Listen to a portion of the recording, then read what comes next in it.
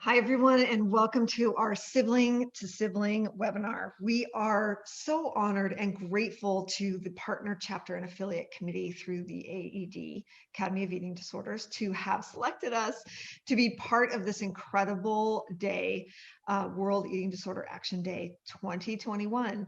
We hope you're having an incredible day and learning tons. That's the point of today.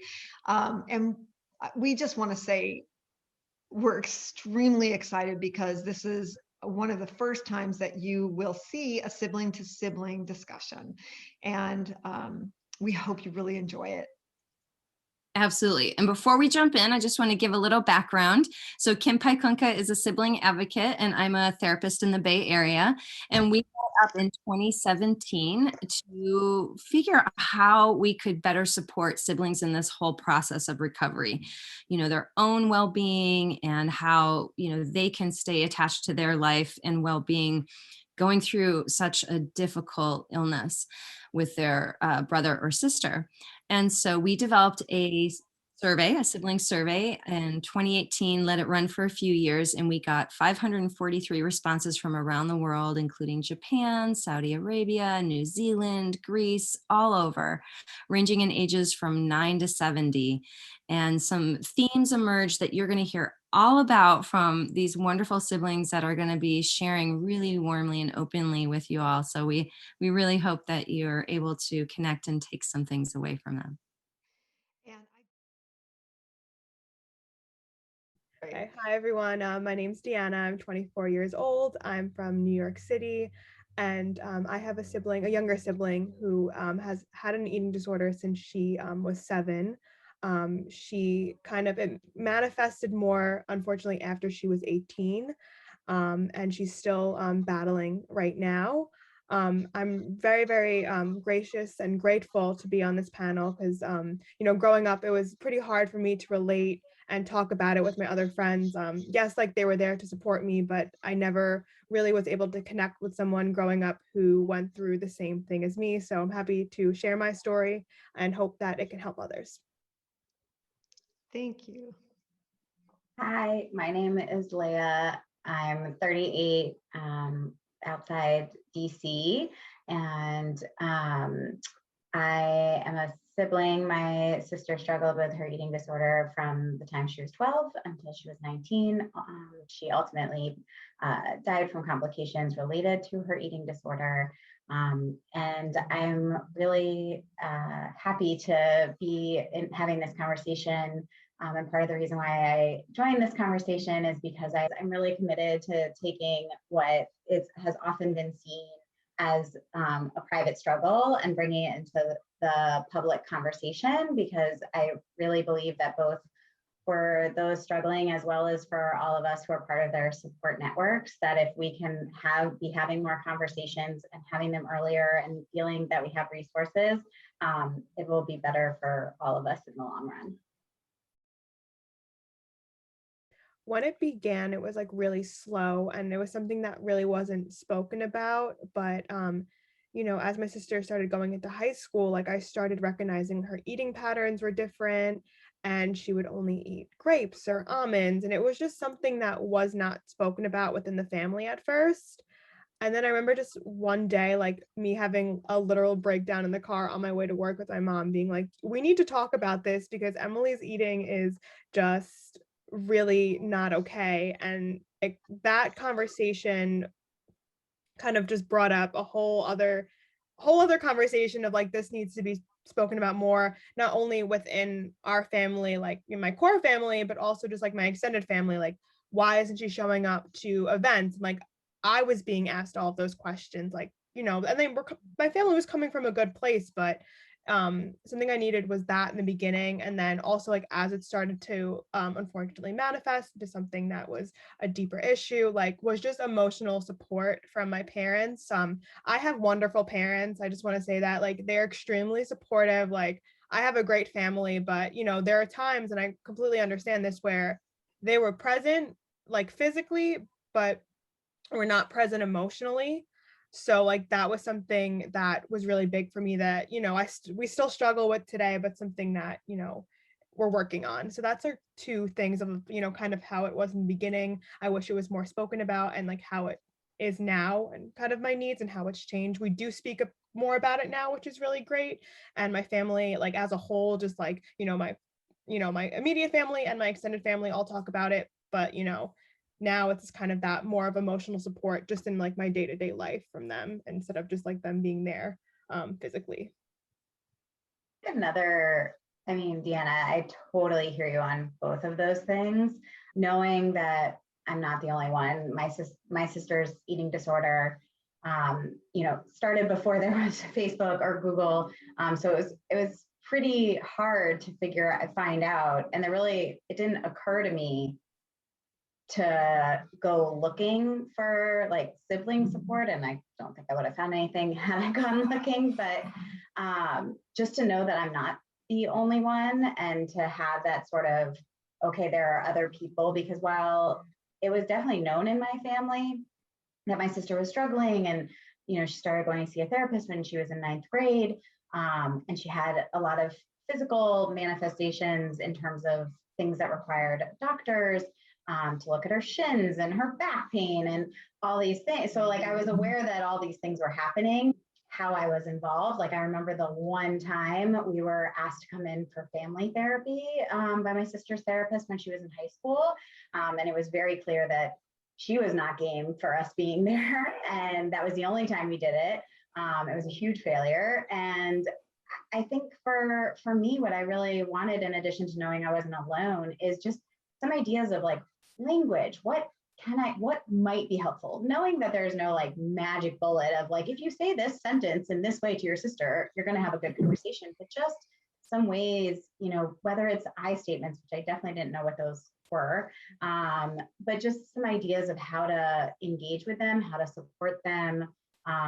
Also some of the not even warning signs about like the eating per se, but when she went to inpatient treatment and came back out, Deanna, similar to what you said, that a lot of your sister's behaviors manifested after she was 18. My sister went into treatment when she was older than 18.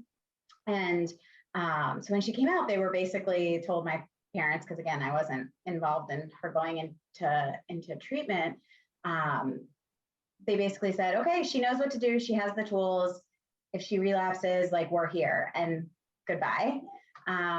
And I think that was like when she came home, I was at college, but when I was coming home on holidays, I wanted to be like, to know what to look for. And a few years ago, when Demi Lovato first shared that she had an eating disorder and the things she was struggling with, I remember reading in the People magazine article, she said that she told her family, if I start canceling plans on you, if I start not showing up to stuff, that means that something's going on. And I remember reading that sentence and being like, yes, that is 100% like what started to happen. And exactly when I had that like feeling in the pit of my stomach that this is not going well.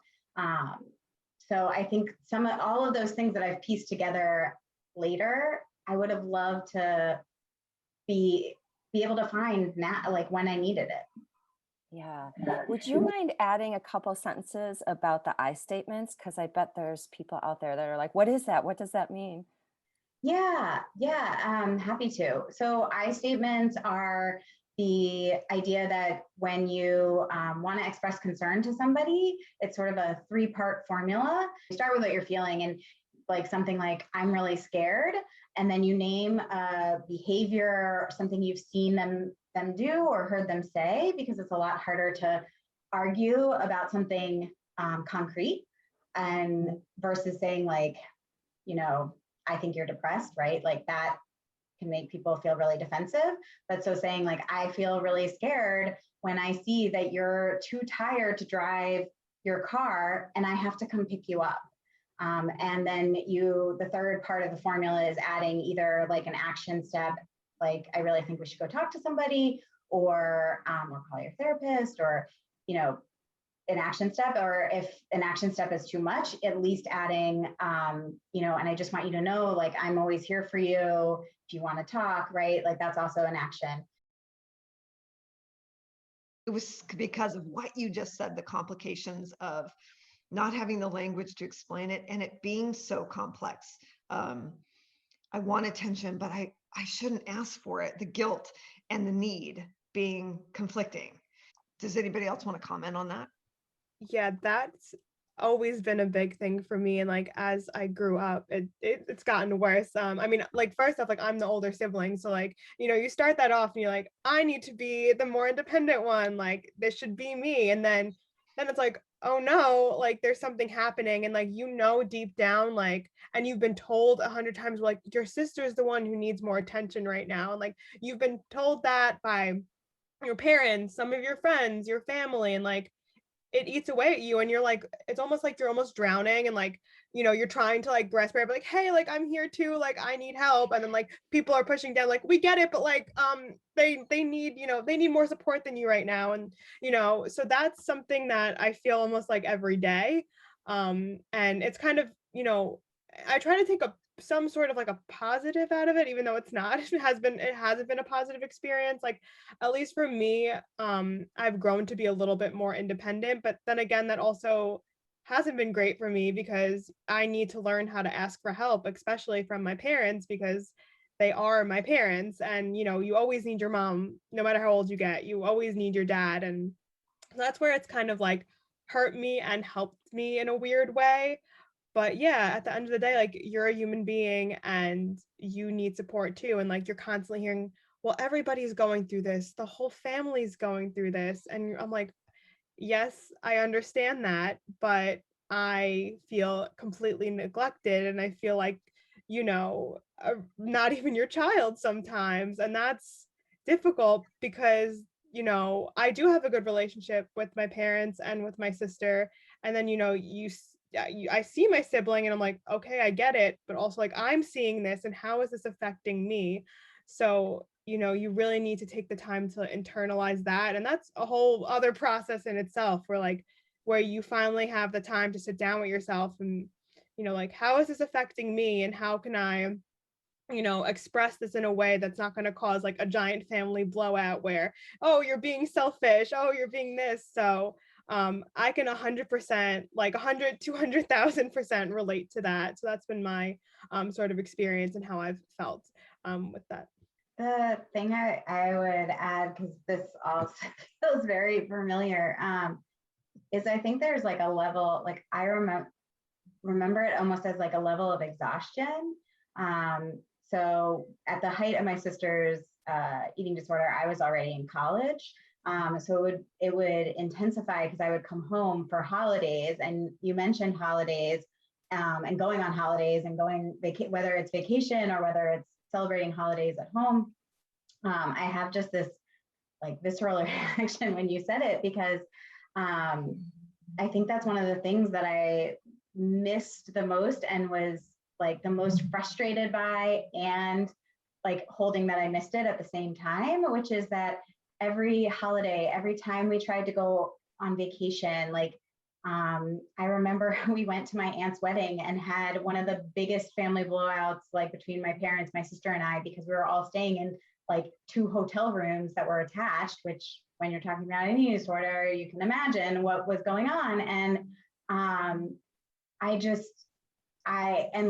I remember this moment where my parents were like, okay, we're going to go do something and she's going to stay here because she like doesn't want to join us. And I'm sure that somewhere in her, she really did. And she was so angry. And then we were all so hurt, and like the inability to like find that place on, like my sister and I had been talking about being my aunt's flower girls since we were like 4 years old. And here we were like 19 and 17. And we like, this should have been the most exciting trip.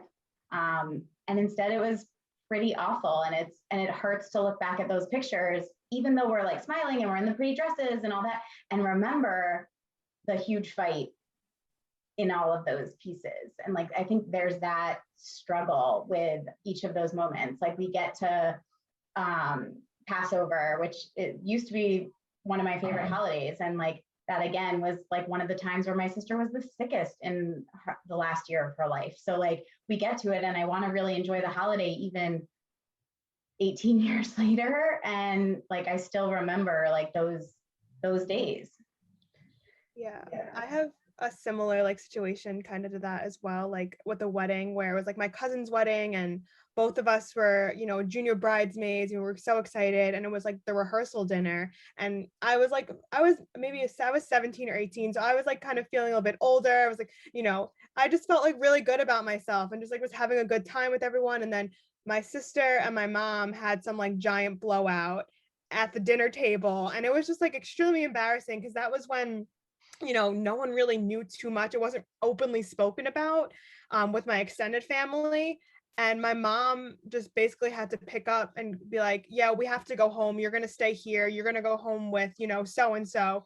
And I just remember sitting there like wanting to hysterical cry. Like, I'm like, this was supposed to be a fun time to spend with my family and my sister. Like, we were like excited to be junior bridesmaids. Like, I'm in the city, I'm with my family. And then all of a sudden I just felt like a burden because I'm like, oh, so now my mom has to like leave me at this, you know, rehearsal dinner, and I have to like, you know, get driven home by somebody else. And I just remember like being on the way home just feeling like such a burden, even though I wasn't a burden to the family members who had to drive me home. It was just like really stressful, and like it really ruined like the day for me, you know. And also like with holidays in general, like there was one time my sister was like in and out of the hospital during like holidays, during like Christmas and New Year's, and she was checking herself in, checking herself out. She checked herself out like right before Christmas, and all the doctors were against it, and it was a whole big scene where she didn't tell my parents. She's like asking me for the Uber, like running out of the hospital. And Christmas is like a very special time for my family. Like all my cousins are together. I'm at my Nana's house. We take this big family photo, and my sister couldn't even walk into Christmas. And like I just have that memory of like my dad literally having to carry her up the stairs. She didn't move. You know, me and my cousins, we always hang out, and it was just so like depressing because I wanted her to be there with me and my cousins, like, you know, talking and catching up. And then like the photo too, my Nana was very persistent on getting this photo, and my sister did not want to be in the photo. And like at the end of it, my dad literally had to carry her onto my Nana's lap. And I'm like, great, like now we have this photo of like my sister like literally not being able to walk like on Christmas. So I definitely understand that, like, you know, there's just always that memory in the back of your head of like this was supposed to be like happy, and but like the photos may show that, but deep down like your brain remembers exactly what went on. So it's difficult, but it's nice to know that, you know, we have somewhat of a similar, I wish we didn't, but it's nice to be on here with someone who does. Just want to make a quick comment on that sense of guilt, because from my position as a family therapist, that is something I feel like everybody holds. You know, the sibling holds a lot of guilt for causing this on the family. That's a lot of what I hear. And then the well siblings like you guys feel guilt for having these mixed emotions. And then the parents feel guilt because they know they're not there emotionally. And so, I mean, it's just pervasive, you know, across the system. When I was able to have like open conversations about it with my family, like I remember the first time that I really talked about my experience, I just to my parents, like, well, I wanted to, I didn't know how to frame it. So like I literally just like went online and like printed out a study. I'm like, look, it affects me too. Like I have a scientific study like right here. I'm like, I don't know how to do this. I'm like, I'm just gonna print out a scientific study. I'm like, can you please read this, because this is how I'm feeling and this hits all the marks. So and I think that was like, I don't know, it worked, but you know, having more open conversation with my parents about how I'm feeling, and that's just like an uphill battle. I go to therapy with my mom sometimes, I go with my dad, like that's been extremely helpful. Like and it's not just about the eating disorder, because like there's been times where we've gone to like family therapy and it's been a time, it's been a failure, and it's just been about the eating disorder. And I said, listen, like, yes, I know that's part of it, but like we need to work on our relationship too, and you know, that's also part of it. So there's like a lot of layers. And just like support in general, like luckily I have like a very good support system of friends. Like although like they don't have siblings with eating disorders, they've had one of my best friends has had like a similar situation. So we can talk about stuff like that together. Having an outlet and just people to talk to outside of your family. I have a personal therapist as well. So that's the support that, I need and I have. This sibling support is just like the best thing I think that could ever happen to me, to be honest. But obviously, like, reaching out to my friends and also taking that time to, yes, talk to my parents about how the eating disorder is affecting me, but also like how is our relationship aside from the eating disorder. That's also really helpful as well. And it's funny that you mentioned studies, because I also remember it must have been after like my first NEDA conference, I got on somebody's mailing list and I started getting, I want to say it's the Renfro Center's newsletters. And it also shared a study just about like progress with involving families in treatment. And this was like after my sister had already passed, but it allowed me, like I mentioned it to my mom. This was a few years before she eventually agreed to come with me to the conference, but like just to say like, oh, I see that they're like looking at the role families play, and like that gives me hope, and like it allowed us to have a little bit more of a conversation. So it is really interesting that like you also like use the research, and I think it's helpful when we don't know what the starting place is to be like, look, here's the starting place. Right. Yeah, exactly. Yeah, because when I think about like the support back then, it was for me. I mean, my sister's eating disorder got bad her junior year, so I was already a freshman, but her behavior started when she was 12. So whenever they sort of spiked, I think also me having my other like activities and things that I was passionate about was a really helpful source, that I had somewhere else to go, that I had, I was really involved in Girl Scouts. And by then, when you're older in Girl Scouts, you're doing a lot with like younger kids. So like going and volunteering was like my thing, like doing community service was my thing. So I would sort of make those plans and get out of the house on the weekends and go do that and like give energy to something else that I felt like I could give energy to. Because I think it was just so frustrating to like hear my sister in the bathroom and know there was nothing I could do, and like see the tension between my parents and my sister. And like often, I mean, now it's almost a little bit of like a point of humor in my house when my parents talk about somebody must have, and it's actually a holdover from when my sister was really sick. My parents would come into the kitchen and something they bought would be gone because my sister had bulimia, and my dad would just sort of say like, somebody ate the last of this, or ate all of this, and he would say it to like nobody in particular, and it would always be somebody. And so I think in the moment he would say it, like I can remember feeling so tense, because whether my sister was around or not, it was like, we all know who the somebody is.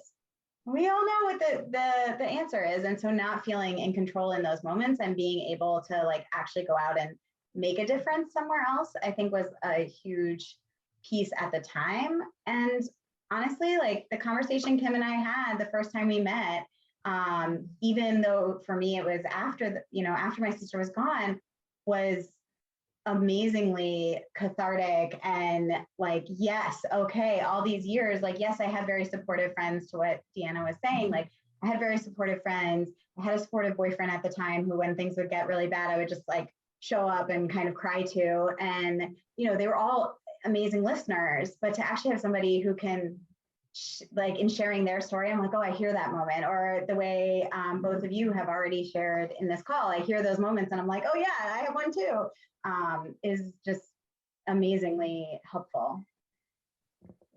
That moment of when we first met, Leah, when we were like finishing, yes, and this, and this, and it was like, oh my gosh, it was like drinking water after not having it for weeks and weeks and weeks. And it was a moment of not feeling alone.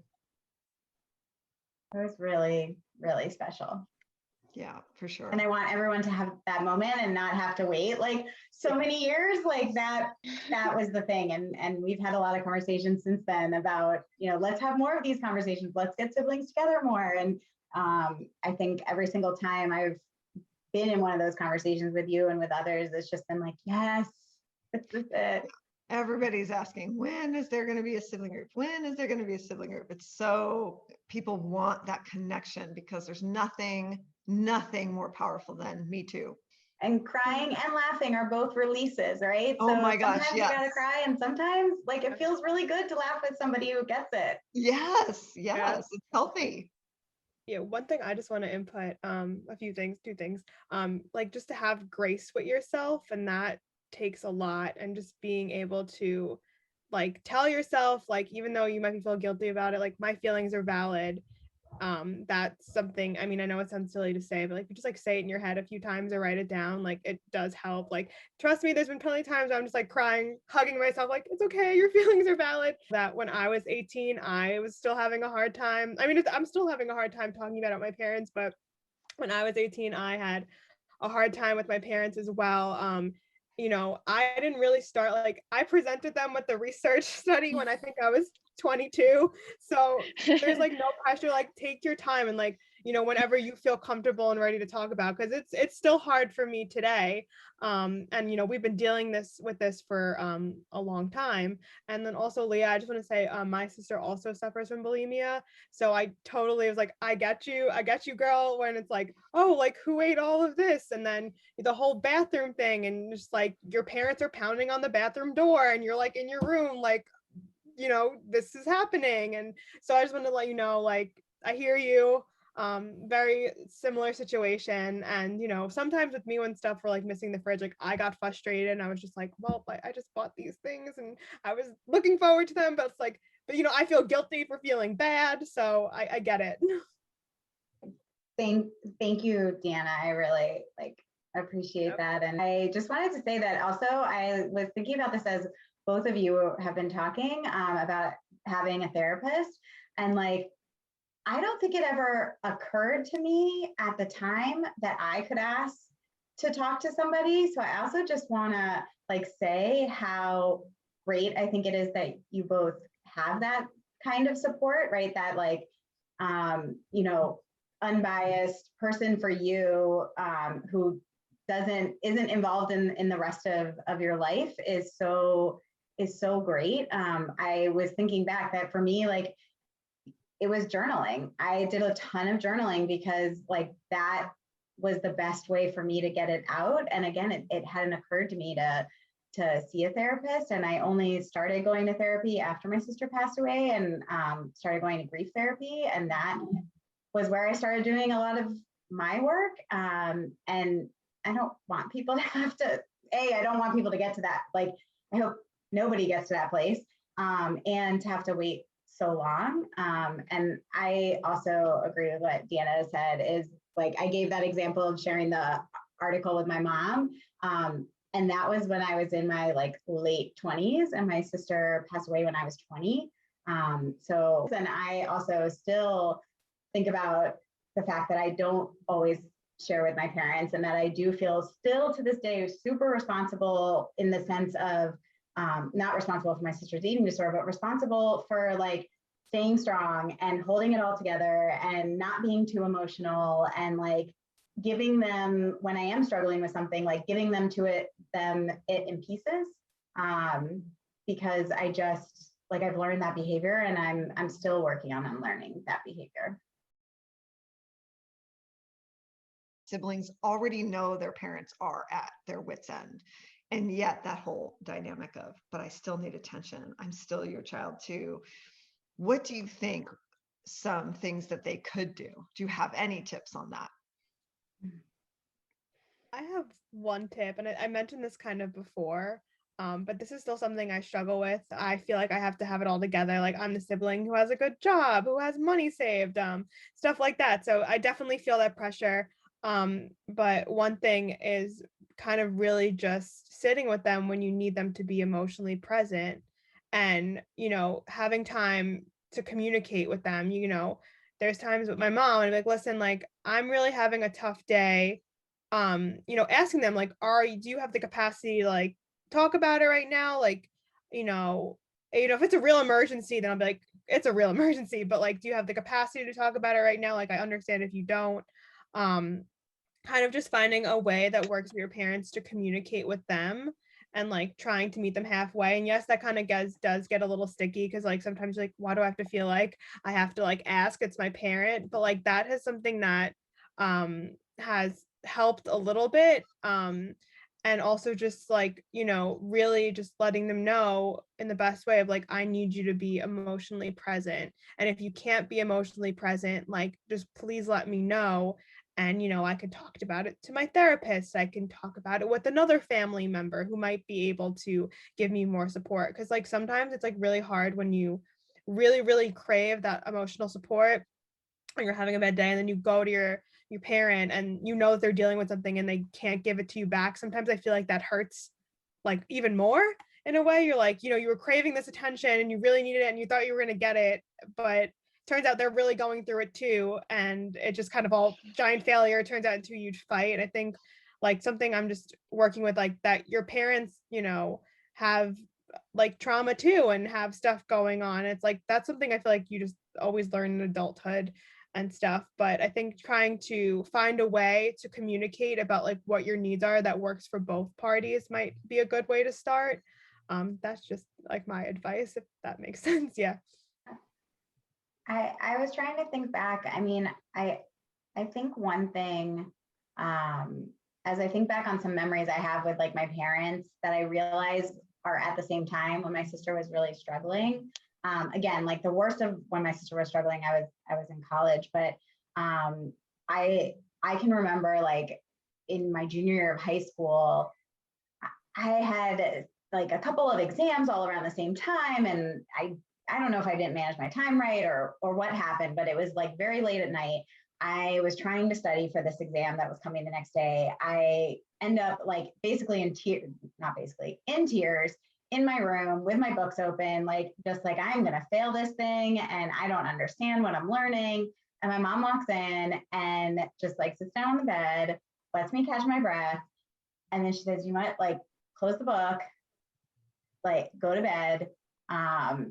If you wake up tomorrow and you're feeling this bad, you will take like a mental health day and you'll make up the exam. And I was like, oh, okay.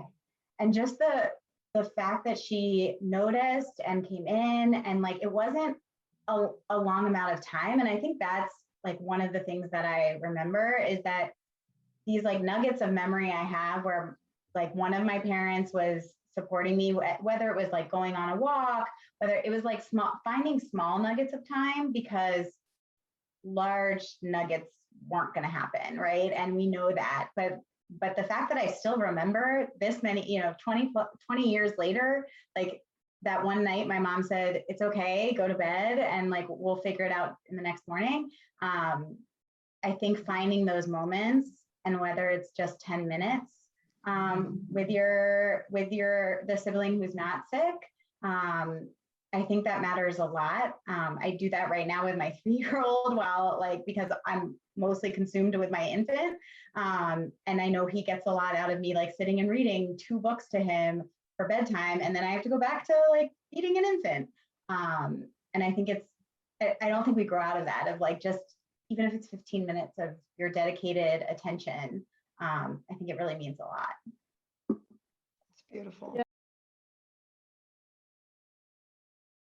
I'll go. I am Connie Sobchak, and I am the co-founder and executive director of a nonprofit called The Body Positive. And I founded the organization because of my sister's death from her eating disorder and complications from faulty breast implants, basically from her body hatred. And I had struggled with an eating disorder when I was young. And so I had a 1-year-old daughter at the time of my sister's death. And I just felt like I had to change the world for her because I couldn't let her grow up struggling. And yeah, just needed to do something to also honor my sister, Stephanie. Hi, I'm Judy Lipson, calling in from Boston, Massachusetts. My sister Margie got sick with anorexia in 1970, which was quite a long time ago.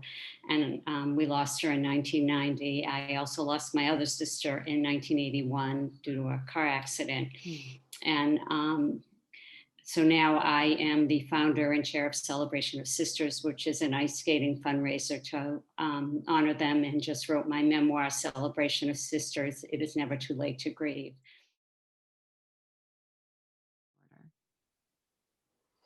My experience is a little different because I had an eating disorder myself in my teen years at the same time as my sister Stephanie.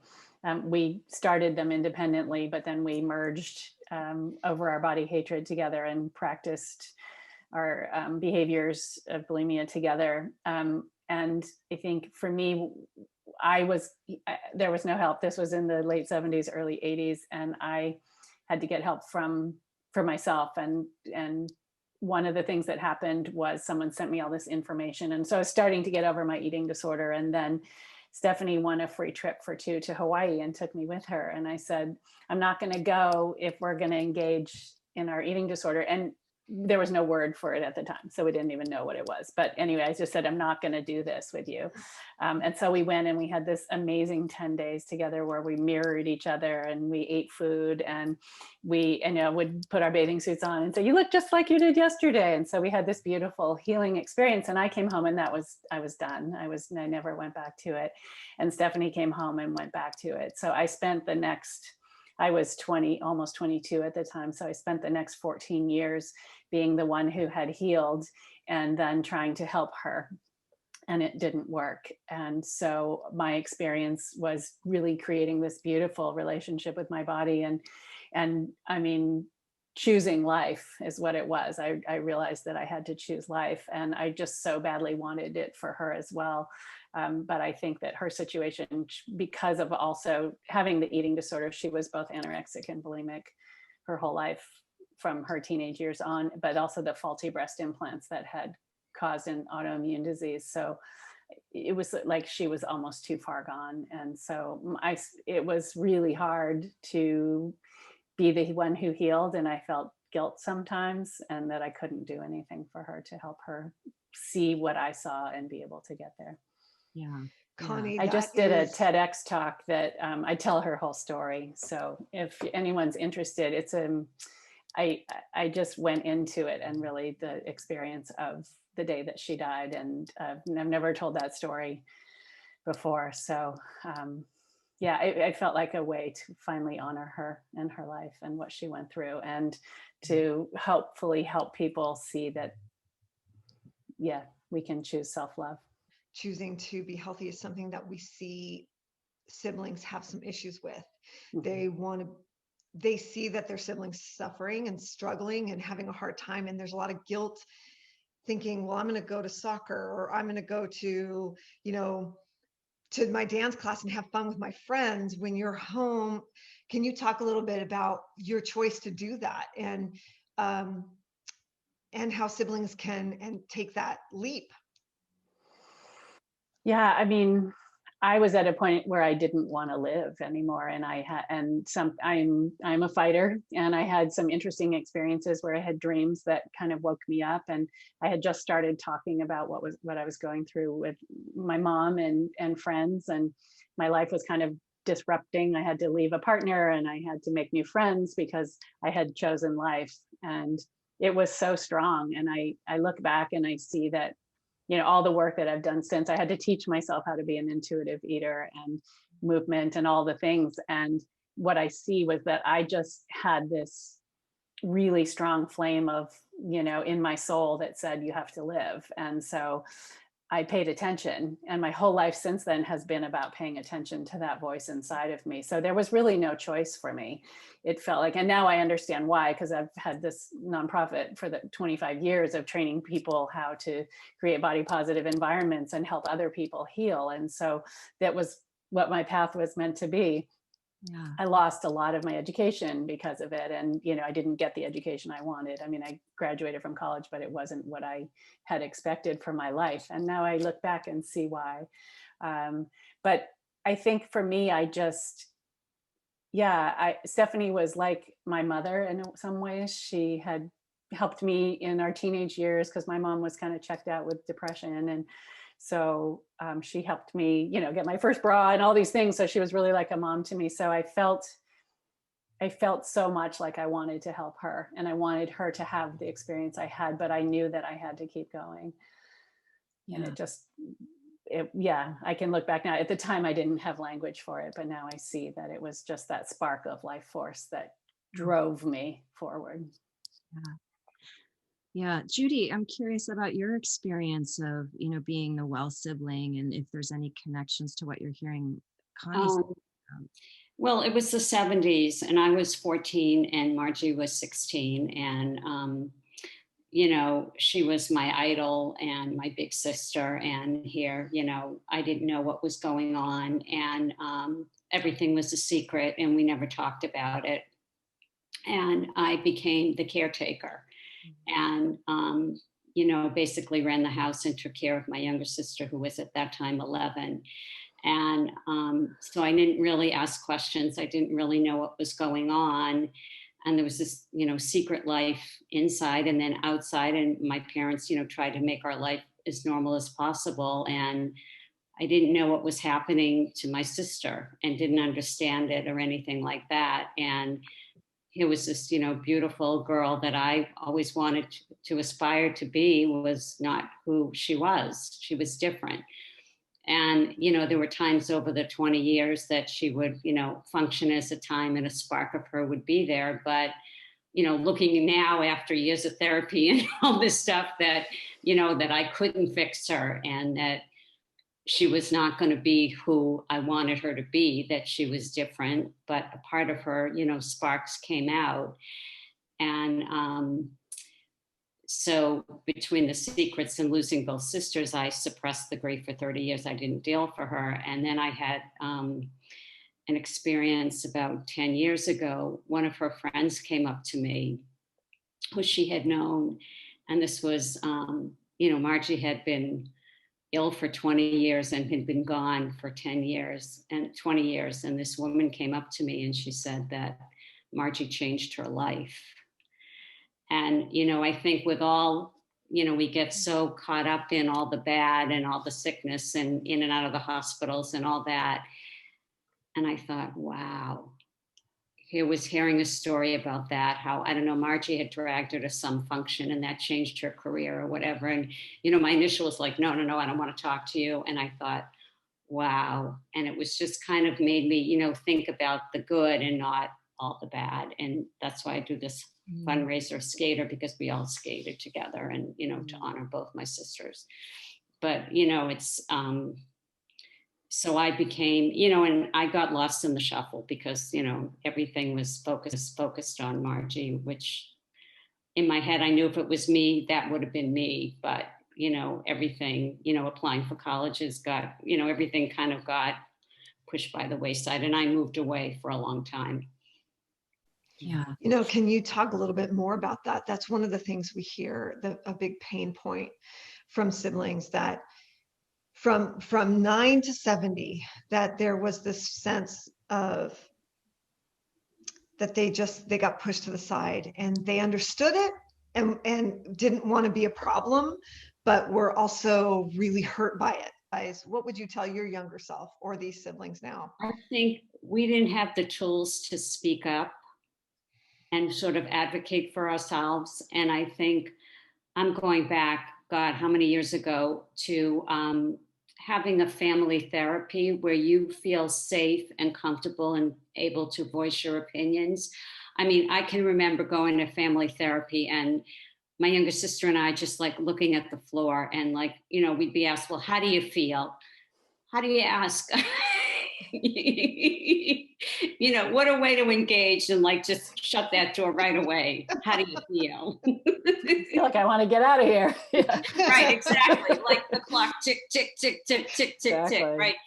So, I mean, I think, if you're not comfortable, then if there's a family situation, but I think it's really hard to speak up for yourself And if you can't, then maybe enlist the help of maybe another family member to help you along, because you don't really know what you need yourself. I think you're in the situation and it's hard to know what you need. And I think you need the help. And listen, the parents are doing the best they can. And, and you understand that, but you also understand, like, what about me? Yeah. But it's the nature of the beast with this, because it's, as we know, it doesn't have a trajectory, that each day is different. And we all know that. Yeah, for my situation, it was, the eating disorder was kind of hidden, but it was still all about Stephanie because of the pain that she was experiencing from the poisoning from the breast implants. And yet the eating disorder was still there. And so that was exacerbating all of her pain. And everything revolved around her. Every single thing revolved around her. And I was in my 20s at this point. And so until the day she died, it was still all about her. And then it became all about her children, which was absolutely necessary afterwards. So my daughter experienced the same thing as a grandchild, not getting the attention of my parents in the same way, because Stephanie had set this in motion, and then their father died. I mean, it was just one of these horrible situations. But yeah, I remember feeling angry at times, really angry. And I remember feeling very unseen and unheard. And yet at the same time, and especially now looking back, the strength that I developed, and to recognize that to be the strong one and to be the one that didn't need attention was something then that kind of became part of my identity. So I became kind of tough and self-sufficient, and I can do this on my own. And because I'd had to heal on my own too, and we had no therapy anywhere throughout any of this process. I had on my own. I finally got therapy later, but finding the one place where you can be seen, I think, and heard.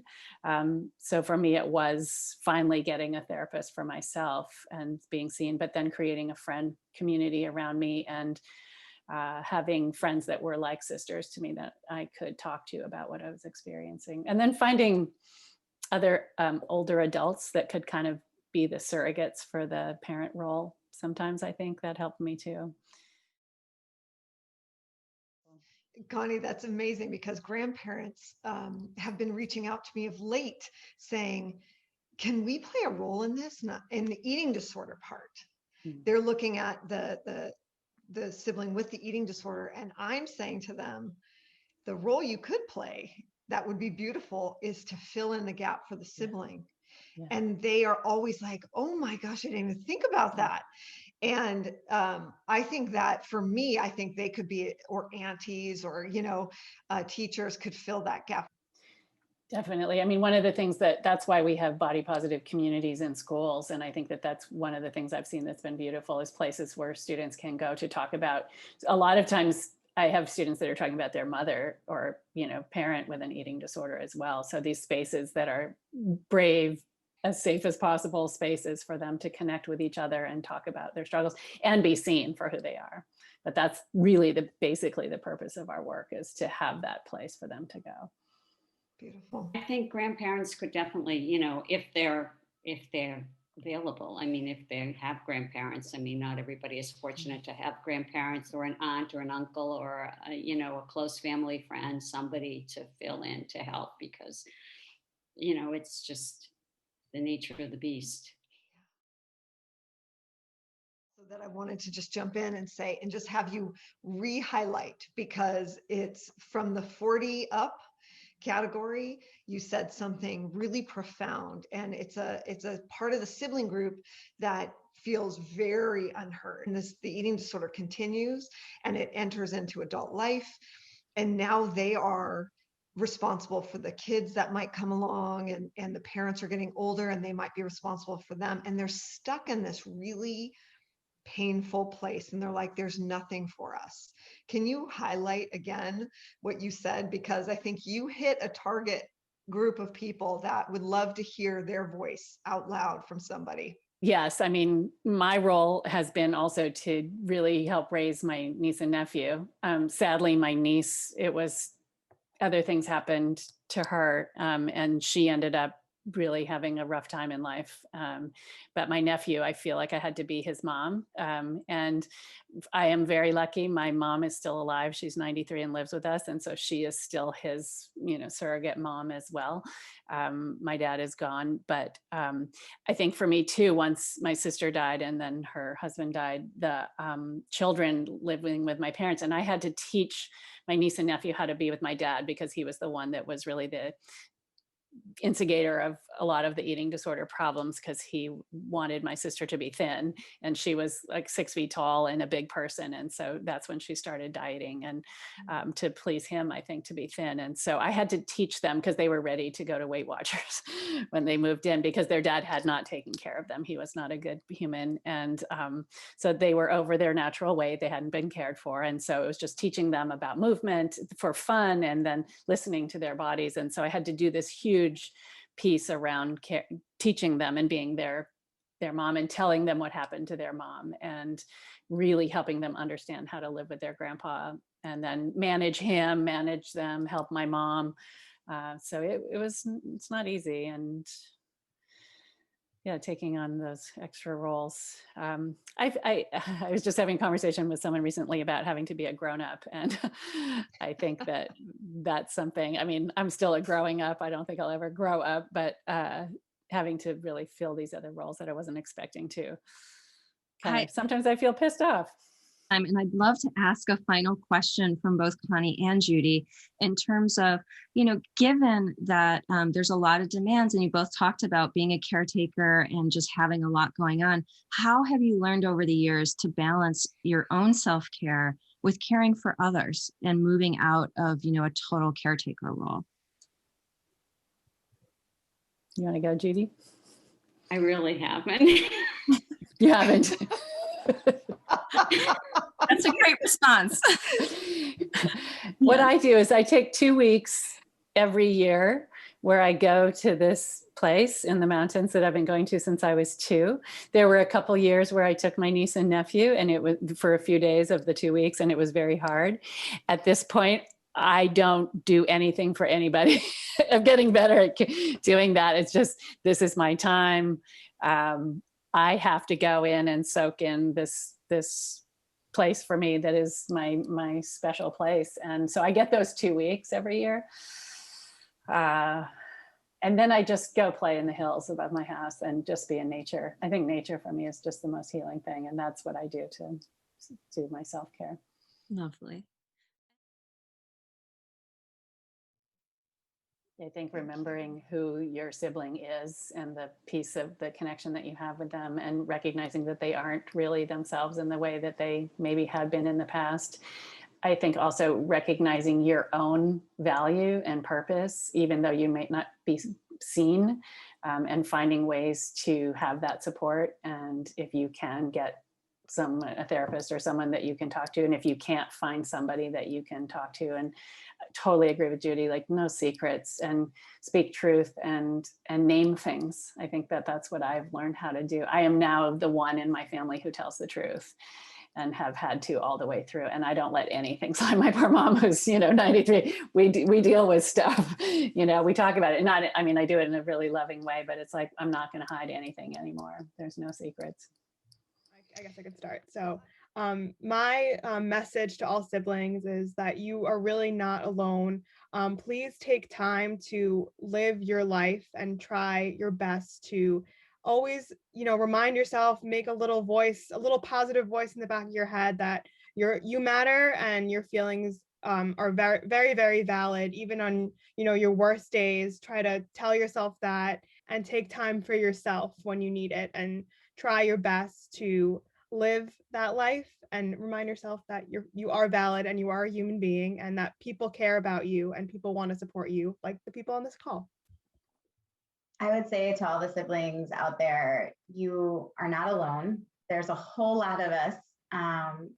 The act of getting to have a conversation with someone else who gets it is really wonderful. So I hope you each get that experience, and that more resources are available for that to happen. And in the meantime, know that no matter what, your sibling loves you, Your family loves you, even on the really hard days when it doesn't feel that way. They know that you love them too. And no bad days are going to take that away. It just sometimes makes it harder to see in that moment. So take a deep breath and know that the next day is going to come, and keep putting one foot in front of the other. And I'm really, really glad that you're here and joined us. Care for yourself. Thank you all, and you're not alone. We're all in this together. Thank you for having us. Yeah, thank you.